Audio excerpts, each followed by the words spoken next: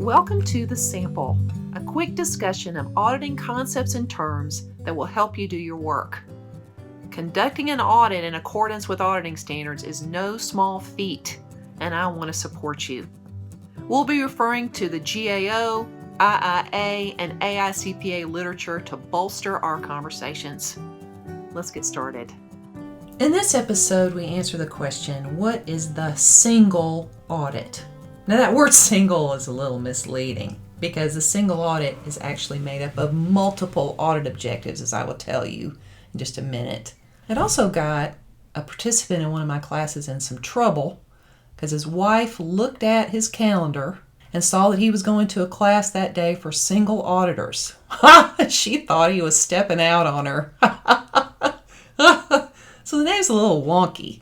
But what it's regarding, what the single audit is about, is auditing non-federal entities that receive federal money, who spend federal money. Okay, so the feds send this money out to achieve their purposes, and they want to make sure these non-federal entities are actually spending the money according to the grantor's expectation. Okay, so non-federal entities could be something like a state or a local government, like a city or a school district. Could be a not-for-profit. Could be a commercial entity. Could be a university. Could be a lot of different entities that spend federal money. If an entity spends more than $750,000 in federal funds a year, then they trigger the requirements of the single audit. Now, the single audit is actually two audits in one. It's an audit to determine whether the financial statements are accurate and true. So the federal grantor is going to review the financial statements and make sure the entities are going concern and spending the money properly.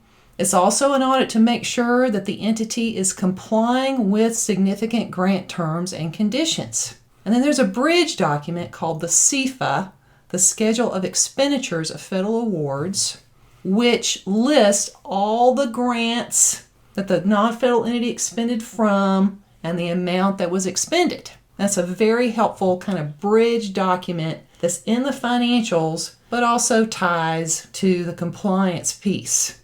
So it's a very important piece. And from that SEFA, I was able to see that my local school district spent money under 30 different federal awards. And that these 30 awards were coming from about 5 different federal grantors. So imagine you're the school district and you get audited by each of those grantors. And you get audited by the state who passed some money down to you too. And you get audited by your CPA who's looking at your financial statements. It's enough to make you cry mercy. And that's exactly what the non-federal entities did. Back in the 80s, they said, look, can we just get one audit done a year that would make the grant community happy? And so Congress said that makes sense and passed the Single Audit Act, which stands for one single audit that's designed to make the grant community happy. Does everything they need. They need the financial information. They need the compliance information. They need to be able to trace their grants and where they went and how much was expended. And that's the job of the SEFA.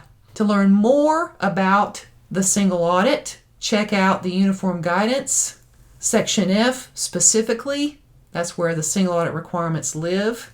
Also, look at the Federal Audit Clearinghouse, which is a repository for all the single audits conducted. So you can look up your school district, just look up their name, click on the link, and the whole audit report will come up for you to examine and enjoy. And that wraps it up for another episode of The Sample. True to the nature of a sample, we didn't talk about everything, so you've probably got questions.